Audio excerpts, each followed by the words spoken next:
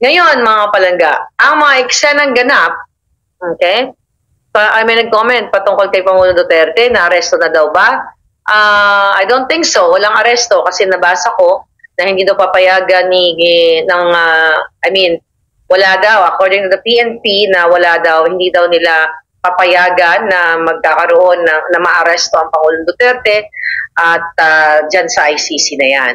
So, baka natakot, di ba? Umurong ang kipailabong ni Lisa Smugs. Sabi ko nga sa inyo, si Lisa Ahas Araneta Marcos, lahat ang punot tulo. Kakalag ka rin natin yung hanggat pumantay ang kanyang mga paa. Hanggang wala na kalaban na ahas ang bayan. Ngayon, doon sa mga ano dyan, sa mga jutang ginemes na wala nang bukang bibig kundi Maharlika, magpasalamat kayo sa akin. Kasi you know what? Nabibigyan ko kayo ng pera, di ba? Indirectly, at trabaho. And again, bakit hindi nyo ilagay si Kuti? Di ba magtataka ka, Zorro, Marites, Sodsod, magtataka ka. Buisit na buisit sila sa pagmumukha ko dahil ang expose natin hindi tayo umaabot hanggang Mars. Pero yung kanilang mga headline ay mukha ko pa rin. Bakit? Ano yung reason kung bakit mukha ko? Whether lagyan niya akong sungay, padulungin ako, papangitin ako. Isa lang ang ibig sabihin yan. Diba? Mas kiniklik ng taong bayan ang mukha ko. Diba? Kasi naku-curious sila. So, bakit sabi ko nga dun sa mga nagme-message sa akin, bakit hindi ilagay yung mukha ni Kuting? Ilagay niyo yung mga achievements ni Kuting. Diba? Yung mga pahapyaw niyang achievements. Ngayon, si Kuting ng Norte, nandyan sa Davao, nagpapakitang gilas na after niyang mag-party at after niyang, imagine nyo, itong buwakan ng inang Kuting na ito for so many, ilang days bago siya magpakita. Diba? Kumbaga, nanganmatay na yung mga tao, tsaka pa lang siya magpapakita na he's doing a good job, kasama si Aboitis, at tapos yung kanyang kasama sa Pulburon. Yeah, magkakaklase naman yung mga yan. So, yung mga anggulo niya sa helicopter, it's all BS.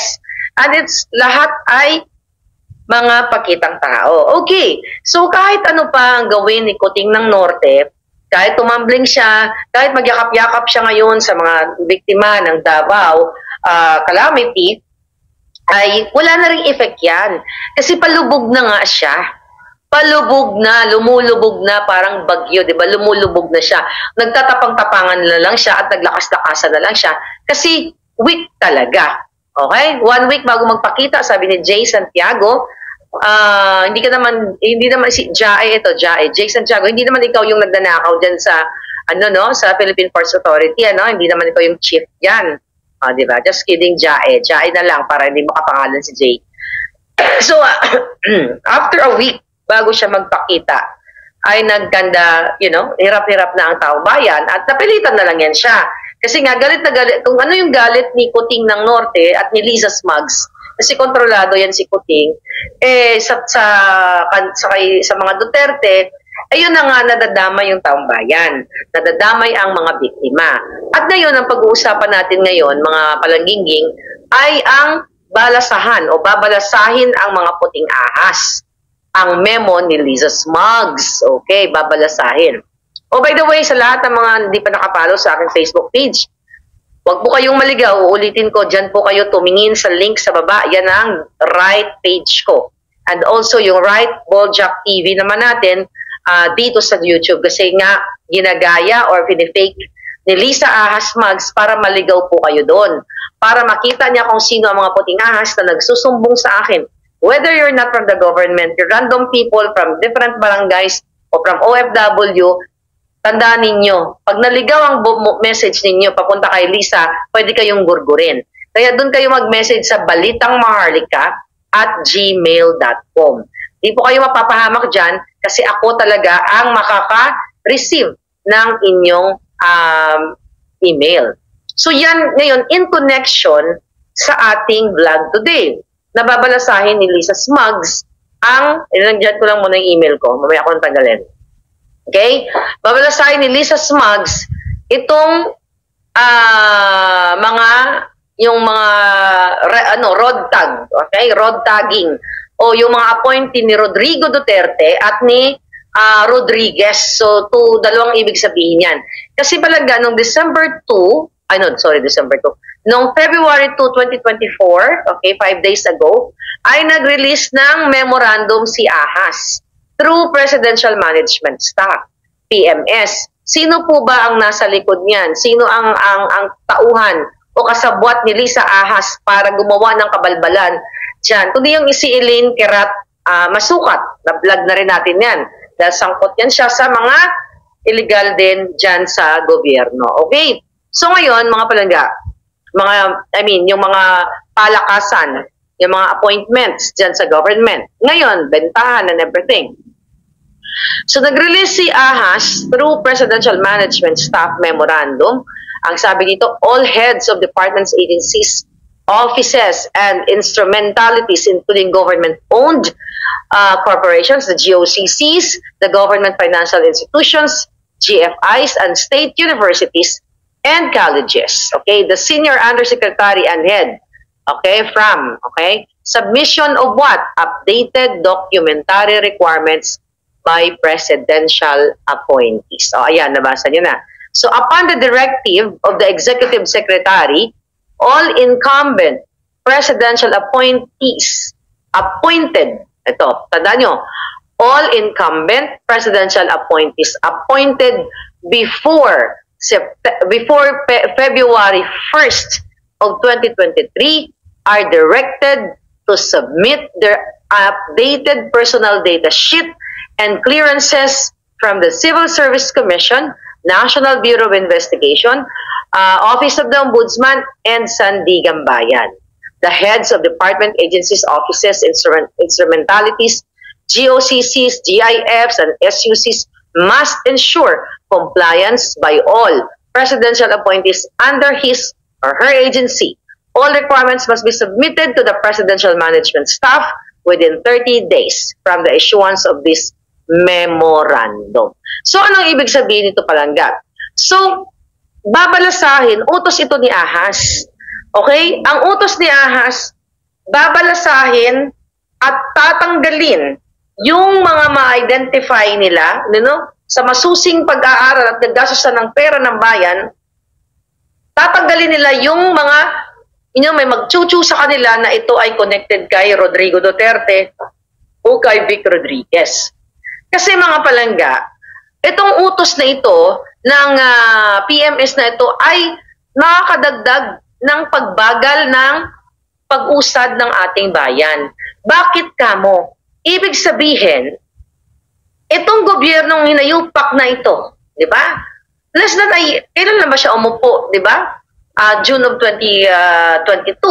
So ngayon, bakit babagal ang magiging usad ng gobyerno? The fact na, imagine mo lahat ng presidential appointees na pagdududahan ng hinayupak na yon ay magsasubmit uli ng mga, kukuha uli, mag-update ng mga NBI, kung ano-ano pa man, yung mga nabanggit kanina. So ito hindi dahil gusto nila maging competent. Paano maging competent, by the way? Ang baka ng inang gobyernong ito o mismo ang polboro ninyo na presidente ay bangag, di ba? So definitely, itong paghihigpit nila o pagro-rodtag dito sa mga inappoint din nila o yung mga na-absorb nung panahon ni Pangulong Duterte ay babalasahin ni Lisa para ma-check, masukul niya kung sino ang for Duterte o for Rodriguez o sino yung mga baka puting ahas. So, anong nito, palangga? Ito ay pag-aabuso ng power at pagiging maling diskarte ng isang ahas na hindi niya ginagamitan ng utak at hindi rin ginagamitan ni Kuting Jr. dahil nga hindi naman siya ang nagdedesisyon nito, kundi yung kanyang ahas na asawa na inaahas ang taong bayan. Okay, so ito mga palangga ay malinaw, okay, na talagang sinasakal, malinaw na tawag dito, yung ginigipit ng ahas na gobyerno ang mga appointees from or before February 1, 2023. 2024 na kita ngayon, palangga. What is the difference of the appointees from Feb 2 onwards? Bakit ang Pebrero 1 lang backwards, okay? O before February 1, okay? From 2023 ang gustong balasahin ni Liza Smugs. Anong pagkakaiba ni from February to onwards? Ano sila? Mga special? O special na may saltik or something? O dahil sigurado na si Liza yun ay inupo niya o mga kamag-anak niya, kaibigan niya? So ito po ay magdudulot ng what? Ng pagka-demoralize ang mga taong nasa gobyerno. Maliban sa demoralization, malilito ngayon even yung mga tao na gumagawa lamang ng kanilang mga function bilang isang taong gobyerno. Kasi mga palangga, mag-focus ito ng mga siyempre, yung mga transaction ng government. Diba? Instead na mag-focus sila sa kanilang trabaho, so yung mga transaction sa different agencies of government. Dahil yung mga repasuhin ni Liza or babalasahin niya, instead na mag-focus sila sa trabaho, di mag-aabala pa sila ngayon na, i-submit kung ano mga bagay na i-submit nila. Then, syempre, yung mga taong nasa, in charge dito sa pag-check ng mga documentations and everything. So, it takes time, money, effort, and bullshitness. Kasi nga, gusto lang ni Liza gawin itong panggigipit sa mga in-appoint before Feb 1 of 2023. So again, ito ay magdudulot o magsasanhi ng kabuisitan sa buhay ng mga empleyado dyan o mga in-appoints, not only in-appoints, ng mga empleyado ng ating gobyerno. Kasi nga, mga palangga, di ba? Ano yung purpose nito? Ano ba ang kanilang plano or saang hakbang sila patutungo si Liza? Malinaw naman palangga, di ba? Na itong babaeng ahas, siya ang nasusunod sa lahat. Pinapaikot-ikot, ginagamit niya ang kanyang kapangyarihan na ninakaw niya sa taong bayan dahil hinahayaan siya ni Kuting ng Norte para gawin ang panggigipit, di ba? At pang-aapi dito sa ating mga appointees, sa mga taong gobyerno, dahil dito sa buwakan ng Ginemes na Liza Smugs na tatawagin natin siyang de facto President of the Republic. Okay? Siya ay isang walang mandato. Dahil ang under desire si Kuting nagagawa niya yung gusto niyang gawin, na bubuisitin niya lahat ng mga ahensya ng gobyerno, uutusan niya si Masukat. Okay, Masukat ba? O, tama, tinatin yung pangalan ng hitad. Yeah, Masukat. Utusan niya yung asong julol niya na si Masukat na mag-release kayo ng memorandum at ito'y pahirapan natin ang mga tao mga dating inappoint ni Rodrigo Duterte at ni Rodriguez. Kung nag-release ng memorandum doon sa kick-off party si Liza Smugs, utos niya para persahin ang mga taong gobyerno na umattend sa kick-off party ni Kuting para magkaroon ng maraming audience, ito, isang memorandum lang for para mula sa PMS. Pwede naman palangga sa bawat mga departamento, kung gusto talagang i-check kung itong mga appointees na ito ay well-mannered, kasama na doon. Okay, nagpa-function ng tama, ginagawa yung kanilang trabaho. So, pwede naman doon sa HR.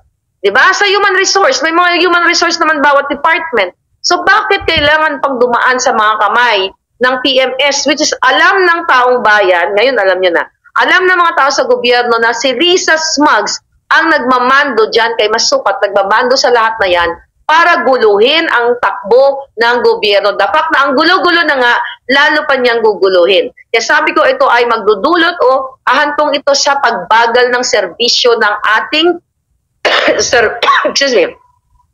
serbisyong publiko dahil sa pagpapatuloy na kabulastugan ni Liza Smugs. Kung gusto pala nila, okay na ma-check na itong mga na-point na ito ay maayos ang performance, di ba? Yun nga, sabi ko, pwede namang i-check lang agency per agency. Pero kasi ang target kasi ni Liza para tanggalin ang dapat tanggalin, hanapan ng butas, alamin kung sino ang nakipag-associate kay Rodrigo Duterte at kay Rodriguez, di ba? Kasi kung meron silang complaint sa tao, kung meron silang nakikita na isang appointee na ito ay masamang damo, nagpupulburon, katulad ni Kuting, dapat nga sila, si Kuting ang di ba, ang unang mawala. Ngayon, mga balaga, HR ang magkakastigo. Okay? HR ang magkakastigo dito sa kanilang mga appointees sa mga respective agency. Kaya sabi ko, kung mayroon mang ginawa, may pangit na record, itong appointee na ito, di ba? Hindi yung buong Pilipinas. Buong Pilipinas, aapektuhan mo. Kasi itong mga appointees na ito, definitely, lahat ng agencies, kung maaantala yung mga trabaho na ginagawa nila sa serbisyong publiko, kung talagang sila ay nagsiservisyo publiko. Kasi nga, mga palangga, itong mga concerned agencies na ito, okay, ay, syempre magre-request ng mga documents, di ba? Mga dokumento, mga application, i-check nila, clearance, tignan natin. Di ba? Sabi doon kanina sa memorandum ay 30 days ang inihingi nilang, they have to comply in 30 days. Di ba? So, syempre, i-check yan. Putang ina, di ba? I-check yan kung ano ba, tama ba yung mga dokumento, ay hindi ba nag-expired, ganito, ganyan. Di ba? Ang mga taong nasa gobyerno, mga palangga, nagrereklamo na gusto nilang iparating sa inyo na itong kahayupan ni Lisa Smugs, di ba? Ay talagang sukang-suka na sila. Kasi syempre, different agencies, aside from their daily activities to serve the people, ngayon, madadagdagan ang kalbaryo nila dahil itong mga appointees na ito ay aagaw pa ng panahon. Diba? Aagaw pa ng panahon sa kanilang ginagawa. So, anong ibig sabihin yan, mga kababayan? Okay? Ito. Tanggalin na natin si Balitang Maharlika. So, anong ibig sabihin yan? Suggest na lang kay Smugs, pati mga barangay, damay yan na ipa-appoint niya ang mga kagawad, sabi ni Ed 54. So, ang ibig sabihin nito palangga, sabog ang ating gobyerno. Okay? Sabog na sabog. At wala sa tamang direksyon dahil, 1 year, magdadalawang taon na. Pag trip ni Lisa na tanggalin ka, ay tatanggalin ka. Alright? I-raffle na lang yan, wala pang gastos. Umpisa na mag-rally, sabi ni Mike Judulan. Okay? Ano ba sabi? BBM, bangag, resign, sabi ni Evelyn, sabi ni Island, Grande, inom ka ng luya. Nag-inom nga ako palangga ng luya. Alright? Under civil service, pati yung mga, under the civil service, lahat gusto nilang pahirapan. Alright? Gusto nilang pahirapan. Actually, mayroon ako nabasa na article, okay? Article from, article from, actually, YouTube blog. Pinanood ko yung YouTube blog nung Ina Reformina na dating undersecretary ng Presidential Communications. Ayun, niligwak na pala sila ni Lisa Smugs. So, meron silang bagong blog kung saan pinag-uusapan nila doon, ang title nga ng article nitong Rappler, Saan Tayo Mali? Marcos, ex-staffers turn to blogging after Malacanang exit. So, itong tatlong vlogger, dating appointee dyan sa Malacanang, tatlo sila, ay basta-basta nila na lang silang niligwak.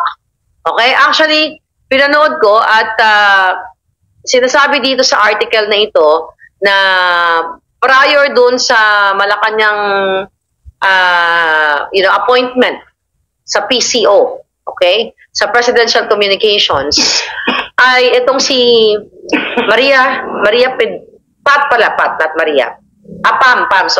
Pam, pangalan niya para masigurado ko. Okay, Pedroche, okay? Si Pamela Pedroche, Ina Reformina, okay? Meron silang vlog na bonggang-bongga at pinag-uusapan nila kung saan ba sila nagkamali. Alright? So sabi dito, the two were among the handful of people who went jobless after a shake-up in the PCO in early 2023. So sila yung mga tinanggal, na vlog na rin natin. Dalawa sila sa mga tinanggal, actually tatlo, may lalaki pa silang kasama pala. So, dahil sa, hindi nila sinabi sa vlog na dahil kay Lisa Smugs. Pero ako, alam nyo, na ang punot dulo ng lahat ng ito ay si Lisa Ahas Arenta Marcos. Okay, isa dun sa sinabi ng Pamela Pedroche na sabi niya, nasasaktan ako, bakit yung binigay mo, yung akala mo, hindi mo kayang gawin, pinagtatrabahoan mo. Later and just snap, sila ang magde-decide na hindi sila deserving. Okay? So, ang ibig niya sabihin, napanood ko to palangga na one day, ito yung exact word niya, na pinahiya daw, well, the word is coming from me, na parang pinahiya siya, na sinabihan siya sa grupo, sa harap ng maraming tao, sabi niya, Pam, sabi sa kanya, Pam, I don't think Pam can do the job. Sabi daw nitong babae. Hindi niya pinangalanan kung sinong babae. I've seen her work and she is too nice. So, yun ang sabi sa kanya. Pero bakit siya tinanggal? Yun yung sabi niya sa vlog niya. Pero sabi niya, kung kailan ka naging mabait, bakit ka tinanggal? Ganito po ang style ni Lisa Smugs. You're too nice, you're so cute. Pero pwede ka niya nang gurgurin anytime.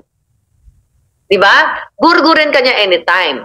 So ngayon, ang sabi pa nitong jobless na ito, dahil tinanggalan ng pangkabuhayan ni Lisa Smugs at ni Kuting, dahil under desire nga si Kuting, sabi niya, I felt disappointed because si Ina Reformina pala nagsabi. Sabi ni Ina Reformina, I felt disappointed because 24 years ako doon sa former employer ko sa ABS-CBN. Straight yun, sabi niya, I spent 24 years with my former employer. Diba? So, bigla na lang tinanggal ang Lola Ina Reformina mo. So, dito sa mga pangyayari, mga palangga, nakikita mo na yung ina-expose ko dito na si Lisa lahat ang nangangamay at tatanggalin ka ng bonggang-bongga, ito yung nangyayari. Ito ang inkwento nila Ina Reformina at Pedroche is last year pa. Ito yung kasama natin sa vlog na mga binalasa sila. Okay? Niligwak sila. Baka ito mga to, baka pinagdudahan ng mga puting ahas or Rodriguez, appointee or something. So, definitely yun. Then, doon sa February 5 vlog nila, nabanggit ni Pedroche na sabi niya, hindi mo maiiwasan na may tanong ka na ano nangyari? Anyari, sabi niya, saan tayo nagkamali? Saan tayo kulang? Saan tayo hindi nagtugma? Saan tayo mali? Sabi niya, ang tono para mawala tayo sa equation. Kasi nga tinanggal sila ng walang pinag-courtesy resignation sila. Sinabihan sila na, mag-file na kayo ng inyong mga courtesy resignation. See that? Sabi dito, sa article, okay, the three, sila yon. Kasama pala nila yung doon sa second video nila, itong si Marlon Purificacion, okay, undersecretary din. Sabi dito sa article, the three critical at times gave their opinions of the President and the First Lady. Purificacion and Pedroche has said Ilocos Norte First District Representative Sandro Marcos, the President's son, need to study more. So isa sa kanilang mga kritisismo, mga palangga, na sinabihan nila na si Sandro ay kailangan mag-aral. Ngayon, anong kapalit? Ligwak. Mag-aral pa. Okay?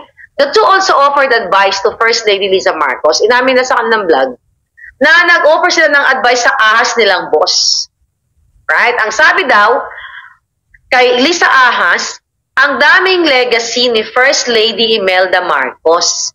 Iyon na lang yung gagayahin ninyo. Ahas, parang ganon. Alam naman niya na pinag-uusapan sa lahat na isa siya sa pinagbibintangan, kaya nagkakahetot-hetot o kaya nagkakapulboronik ang Marcos admin dahil sa pangingialam niya. Yun ang sabi ni Purificacion. See that? Sabi pa dito, kay ni Purificacion, Undersecretary, parang gusto kong maniwala na sinabi ni President Digong na weak leader. Maniwala ka na. And under desire. Nasa kanya, o nakay Kuting, kung paano niya papatunayan. Okay? Sabi pa niya, I am tempted to, translation pala yun. Ang sabi dito, kahit yung mga kritiko nagsasabi, meron pang time. No, wala nang time, Kuting. Mga palangga, wala nang time. Meron pang pagkakataon para ibigay sa taong bayan iyong gusto nila. No, Purificacion, Reformina, hindi nila ibibigay sa taong bayan. Dahil mas gusto nila na maging mahirap ang taong bayan at magiging sagana sila sa pulburon. At bababuyin nila, patuloy nilang bababuyin ng Pilipinas. Okay, sabi pa ni Reformina. Actually, si Reformina, si Ina, gusto ko yan ng bata siya. Payatan pa siya nung daladalaga pa siya, pinapanood ko yung kitad na yan. Okay, sabi niya, gusto ko na mag-succeed ang presidente. Okay? Gusto daw niya magsaksi ng presidente. Well, you know, you have to say that, di ba? Kasi pag hindi, magugurgur ka talaga pagalangga. Kaya, you know, nakakatakot talaga. Kasi gugurgurin ka talaga ng bonggang-bongga ng mga yan. So ngayon, mga palaga, anong pagsasalarawan nito sa inyo? Patunay na nasa delubyo na ang Pilipinas. Tayo po ay nasa karimlan na. Dahil ito, mga patunay, paano niyo yung blood nila? You help them kasi wala silang trabaho. They're jobless now. Diba? Although syempre, nakaipon naman siguro yung mga palangga natin. This is what I am fighting for. I don't care kung sino nag-appoint sa'yo, kung sino sinuportahan mo. May mga pamilya yan. May mga anak. Sabi nga ni Ina Reformina, na they are breadwinners. Maaring nagpapagamot siya sa may sakit ng kapatid o tatay, nanay. You know what I mean? Pero tinanggal na lang sila ng ganun-ganon. See that? Tinanggal sila ng ganun-ganon nang walang explanation. Very Lisa Smugs. Nasasabihin ni Lisa sa'yo na, ganun, nakita niya na umukay naman yung trabaho mo at nakita kong bait-bait mo. So kung mabait pala itong taong ito, si Pedroche, okay, si Pamela Pedroche, which, you know, kasama ko yata sa mga, hindi ko naman yata na Bojack. Well, actually, I was fighting for them. I don't know kung, ito yata sila yung hindi nabigyan ng mga sweldo. Nabigyan na ba yung mga sweldo yung mga palangga? Diba? Ito sa vlog ko na hindi binigyan ng sweldo. I don't know, hindi nila napag-usapan dun sa vlog. So, mga kababayan, ito ang patunay na si Maharlika hindi nagsisinungaling dito. Bakit? Kung ba'y mga gawa-gawa lang ang kwento natin noon, noong 2022 pa, last year, na we started 2023, na ang mga tao sa PCO, sa iba't ibang ahensya ng gobyerno ay ginigipit. Kahit anong gawin mong kasinungalingan, kung hindi nangyayari, mga palangga, kahit anong magtanim ka ng kwento-kwento, kahit anong gawin mong sira sa isang tao, kung ikaw ay nagsisinungaling, lalabas kang sinungaling. Pero dito sa issue nila Pedroche, ni Reformina at ni Purificacion, ay pinatunayan lang ni Lisa na isa siyang impacta, na isa siyang ahas sawa na lumilingkis sa bawat dugo, sa bawat kinabukasan ng mamamayang Pilipino. Itong tatlo lang na tumayo at nagsalita sa kanilang vlog. Although they're not really being straightforward like me na, you know, atakihin ang presidente, ang ahas, kasi nga takot sila sa kanilang buhay kasi gugurgurin sila ng bonggang-bongga. Kung ako nga gusto akong gurgurin dito, di ba? May bounty nga yung ulo ko, malayo ako. Lalo pa yung malapit. So itong punot dulo ng lahat, memorandum na ito, si Lisa Ahas Araneta Marcos po ang may pakana nito. Kasi last year, ay sinasabi ko na sa inyo na ang may pakana nito lahat ay si Lisa Ahas. Kasi pinagdududahan niya ang mga taong nakaupo o mga na-appoint noong time ni Rodrigo Duterte. Kaya wala talagang unit team. Okay?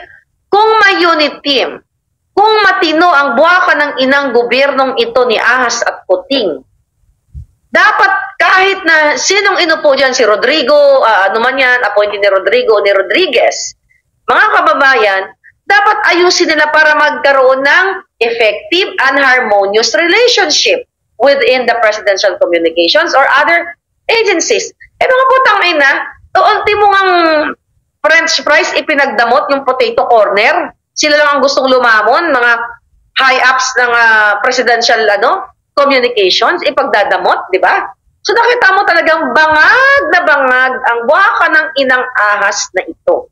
Kaya patuloy talaga tayong malulubog sa karimlan. Okay? Karimlan talaga ang ating mga palaga. Yeah. Puro talaga tayo sa karimlan dahil ang ginagawang hinayupak na Kuting na ito ay ang Kuting at Lisa ay puro ka balbalan.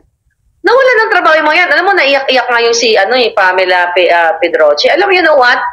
I am the type of vlogger na I want to lift you.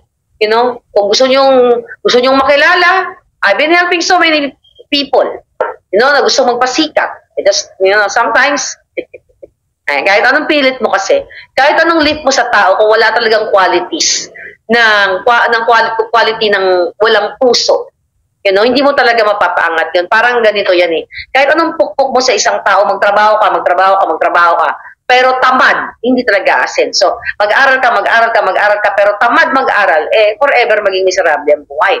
So, the reason why I'm saying this, kasi naaawa ako sa kanila. Imagine mo, for 24 years na nagtrabaho si Ina Reformina sa ABS-CBN, ay nawalan siya ng trabaho. Although for sure, for 24 years, may naipon na siya. Dahil nag-join siya sa government. Dahil akala niya na ang gobyernong ito ay tungo sa pagbangon muli. At itong si Pedroche, okay, ay tumulong sa kampanya based dun sa statement sa blog. Nasa third floor sila, kaya third floor pala yung blog nila. Third floor yata ang blog nila, TF something. Hanapin nyo na lang, Ina-Reform na Google nyo. Nasa YouTube channel sila, konti pala yung followers sila, I think 3.4,000 followers. You can support them. Kasi you know what? Informative naman yung kanilang mga issue na pinag-uusapan. Ang sa akin lang, imagine nyo, mga kababayan, these people are already brilliant people. They're smart people. Ina-Reform na, matalinong tao. Na, sabi ko nga, sinusubaybayan ko yan, okay? Nasa Pilipinas pa. Binababoy na lang ng isang lasinggera. Binababoy na lang ng isang laklakera. Binababoy ng isang insekurista. Dahil akala niya, pakiramdam niya, hawak niya sa liig ang lahat ng mga tao sa Pilipinas at hawak niya yung budget. Kaya yung buwaka ng inang ito, gumagamit ng mga tao, kung sino-sino mga taong ginagamit niya, para sindakin ako. Okay? Para what? Para matakot ako, di ba? Yan ang ginagawa niya ngayon at uulitin ko sa inyo mga palangga. Uulitin ko. Isang beses lang tayo mabuhay. Isang beses na ako mabuhay. Lisa, putang ina, idadrag kita. Sabi nga ni Glenn Chong sa'yo, dadalhin ka niya. Di ba? Kakaladgarin ka niya. Kung saan ka man niya kaladgarin. Ako, kakaladgarin ko yung kapjutahan mo. Buwa ka ng ina mo, Lisa. Kakaladgarin kita hanggang what? Hanggang sa dumating ang panahon. Okay? Na makita ng taong bayan na ikaw ay isang walang kwentang nilalang. At siguro, katulad ninyo, ay umaasa tayo na naantayin natin pumantay ang kanyang mga paa. Kasi sabi ko nga, kagabi, hanggat si Lisa, kahit naka-IV yan, kahit naka-comatose yan, kahit may isang neuron na lang natira, may isang cell na lang na gumagalaw-galaw, humihinga, kaya pang dumurgor yan, kayang gumawa ng kababuyan sa inyong lahat. Dahil baboy ang babae ito. Baboy sa sa pagkakamal ng pera ng bayan. Tatlo, hindi lang tatlo yan eh. I hope lumabas na kayo. Diba? Na, itong rigodon, itong pagbabalasa, utos lahat yan, memorandum ng ahas yan, mga palangga. Kasi nga, baliw na sila. Buang, may saltik, bangag nga, sabi ni Duterte. Kasi hindi na nila alam kung paano lumalabas yung mga information na dapat malaman ng tao na sila ay what? Hegemonyo at ginababoy nga ang ating gobyerno. Diba? So ngayon, mga kababayan, anong gagawin natin sa mga impact sa inuupak na to? So, doon, nananawagan ako doon sa ina-point ng before February 1 of 2023, you have to speak up. Look at what's going on sa bansa mo. Look at purifikasyon under secretary ng PCO, I believe, di ba? Na nagsalita. Sabi niya, parang gusto niya nang maniwala na si Kuting ay weak. Hindi makapagsalita. You have to read between the lines. The reason why hindi makapagsalita, yung mga taong yun. Kasi takot silang mategi, umagurgur. Kaya ingat na ingat sila. Kaya nga, tulo-tulo ng luha itong mga palangga natin doon sa vlog nila. Kasi mga kababayan, ay hindi nila kayang magsalita dahil baka pwede silang ipagurgur ni Lisa. Dahil yan ay vindictive narcissist. Lahat ng saltik ng mental health, okay, mental, disorder ay nasa kanya na. Diba? Tignan mo ang ginagawa ngayon dyan kay Duterte. Tignan mo ang ginagawa kay Sara. Diba pa isnab-isnab ang gaga, akala mo naman kaganda-ganda niya. Hoy, yung itsura mo, Lisa, mo ang kuritot na margoso. Parang ang kuritot na ampalaya. Alam mo yung ampalayang kulot-kulot, diba? Parang gano'n, diba may ampalaya? Huwag gano'n no? Diba yung ampala may diretso, maganda-ganda pa nga itsura ng ampalaya eh. Pero you know what, yung ampalayang, parang bansot na ampalaya, diba? Yung ampalayang, parang gano'n, sa maliit. So, ganyan na ganyan ang ugali ni Lisa Smugs.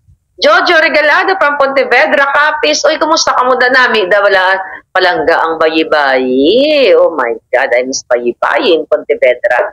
Thank you for watching, palangga. BBM resigns, sabi ni Honey Austria. Okay? Demonya na si Lisa. Hindi na niya alam ang ginagawa niya, sabi ni Ador Galang. Ayun na nga, speaking of hindi niya alam, mga kababayan, dahil nga wala na siya sa normal mind. Hindi niya alam ang tama. Ang alam niya lang ay mali. Puro mali. Puro panggigipit. Okay? Pag sinabi ni Lisang, ibato ko to, okay? Ibabato niya sa empleyado niya, ibabato niya mismo sa asawa niya. Pag naisip ni Lisang, jojombagin niya si Kuting, ay jojombagin niya. Ang palayang native, sabi ni Faye. Yes. Thank you, palangga.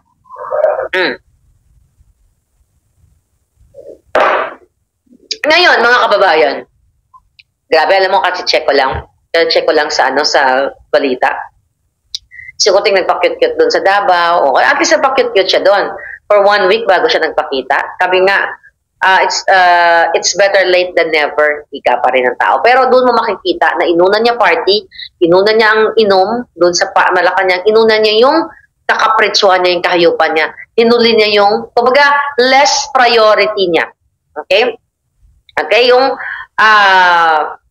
ang tawag dito, yung mga biktima ng mga kalamidad. Ngayon, may ano yata, may lindol sa distrito nila, sa Ilocos Norte.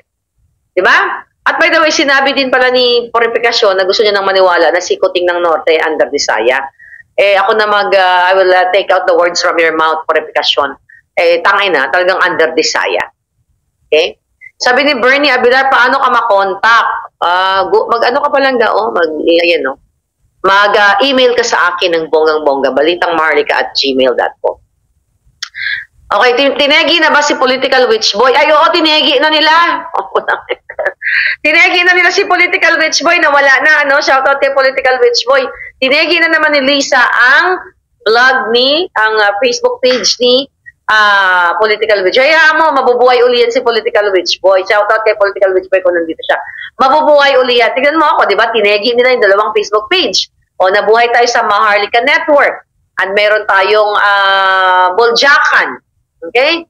So again, ingat kayo. Nandyan po sa link kung gusto nyong i-follow ang ating mga page and YouTube channel. Okay? File a case with the Civil Service Commission. Sino magpa-file ng case, palangga? Okay? It's all around the corner. Ayan, sigiha lang. Ano yun? So, ngayon, doon sa pag-atras, not really pag-atras, paglalaro ni Lisa at ni Kuting dito sa ICC. Okay? Na sinasabi na hindi pa pareso si Pangulong Duterte ng ICC, abangan natin yan. Kasi nagko-contemplate pa yung mga haynayupak na yan kung ano ang magiging impact sa taong bayan. Na kapag tinuluyan nila si Duterte, ano ang gagawin ng taong bayan? Diba? Sa tingin nyo, ano kayang gawin? Please attend. May prayer rally sa Cebu Palangga. O, ayan daw. Please attend, sabi ni Virus, Tibok Kalibutan. Okay. Sige Palangga, attend yung mga taga Cebu diha. Okay? Kung, ayan. Mga ka-DDS, Feb 17 daw. Okay. So, alam mo, mga Palangga, maraming attend dyan. Alam mo? Kung hindi nga lang, alam nyo kung hindi lang ginagamit ni Lisa Smugs ang kapangyarihan, baka sa lahat ng event ninyo nandiyan ako. Kaso lang, papatayin ako ng hinayupak na yan. Gugurgurin ako ng mga yan. Okay, gagamitin nila ang mga taga-gurgur at gagamitin nila ang kaba ng bayan para sa kanilang evil na kapangyarihan. You know that already. Diba? Dinamnan ako ng kaso ni Taberna and everything. Kasi Lisa Smugs lahat ng mga kasong darating kay Maharlika, si Lisa ahas lahat ang may gawa niyan. At ikaw, Lisa, hindi ka makakaligtas. Dalhin mo lahat, utusan mo lahat ng mga taong magpapagamit sa iyo at idadrag kita sa kumunoy. Akala mo ba makakaligtas ang pangalan mong Maria Luis Araneta Marcos, smuggler, polboronic, putot, mudlo, di ba? Botod. Hindi ka makakaligtas. Kahit gamitin mo ang pera ng bayan, di ba? Pag nanakaw dyan sa PCSO, lahat ng departamento, Nadrag ka namin ni Glenn Chong. Kahit saang korteng hinayupa ka. Dahil isa kang impacta, isa kang salot sa lipunang ito. Diba, si Sky? Akala mo kakaligtas sa kahit anong gamit mo sa mga tao, ang mga taong matitino na natitirang may puso na nasa paligid mo, na tagamasid sa bawat hit-hit buga mo ng pulburon at ng sigarilyo. Di pala binubuga yung pulburon. Bawat hit-hit at laklak mo ng alak, may natitira pa ring may puso na Pilipino na sukang-suka na sa pagmumukha mo. Mag-ingat ka. Baka anong ma-send ng puting ahas sa akin. Baka susunod, kipay mo na. Hindi, nandiyan yung kipay niya. Nakapalo na ba kayo sa TikTok, mga palangga? Marlica_official. Okay. So, watching from Cagayan, sabi ni Nel, Duterte pa rin tayo, Marcos resign, people power, sabi ni Lida Largo. Intawon, Lord, maluoy ka. Oo nga palangga eh. Aha, sabi ni Filippo Ashere. So may EDSA rally nito after Cebu, sabi ni Clarita Mayola. You know what? Again, sabi ko nga, you have to speak up. Speak up, get up, speak up, and pick them up. Dahil hindi na po kayang sikmurain not only ng mga Pilipino, kundi mismo ang mga taong nasa loob ng gobyerno. Ito pinag-uusapan natin na babalasahin sila ni Lisa, ito ay diskarte ng pulboronic ang utak. Babalasahin mo, ngayon ka pa lang, para ka rin kayong nagsisimula. Magdadalawang taon na kayo, ngayon pa lang nagbabalasa. Ibig sabihin, failed ang inyong screening committee dahil hindi nyo sila ini-screen ng tama kasi ang pag-appoint ni Lisa Smugs ay kung sino ang makakapag-deliver sa kanya ng bag of money, kung pwede, sino makapag-deliver sa kanya ng mga epektos. Yan ang pamantayan ni Lisa Smugs. Kung hindi ka marunong magnakaw, tatanggalin ka sa hanay ng kanyang mga appointees. Kasi ang gusto ni Lisa at ni Kuting, magaling dumiskarte, magaling mag-necknock, magaling magpanalo sa loto ng mga lone bettors, katulad ng ginagawa ngayon ng kanyang appointee na si Mel Robles. Na look at that. Mayroon bang bagong hearing? Baka na-miss ko lang. Pinatay na nila ang issue sa Philippine Charity Sweepstakes o sa agency. Okay? So kayo dyan, wag na kayong tumaya ng loto dahil ang nananalo lang dyan, si Lisa, si Taning at si Robles, sila lang ang naghahatian. Kita ninyo, after nagkaroon ng hearing na sinabi ni Tulfo na nag-grandstanding lang, na kesyo pa iimbestigahan niya, gamit kahit personal money niya, na papaimbestigahan niya, ipaporensik niya, lahat, ang makina, chuchu para mapatunayan sa taong bayan kung sino yung mga ipinanalong loan bettors na tinanggalan ng Jolo, pinalitan, inedit, ang mukha, lahat inedit. There's no such warm body na nanalo sa loto. What's going on? Wala. Kasi nga, ang tanong ko kay Tulfo, natanggap mo na ba, Tulfo? Ha? Ang alok sa'yo na what? 1 bilyon? Natanggap mo na ba? Bakit ayaw mong sundin yung sinasabi mong papaimbestigahan mo? So yan po mga kababayan, alarming yan, and that's a wake-up call for you guys. Enough for this Tulfo, chismis-chismis ang kanyang vlog, puro kababuyan, puro kaetlatan ng mga magjowa, mag-aaway ng mga pamilya, paninira sa pamilya. And now, anong drama niya? Kumpara talaga siya sa Pilipino.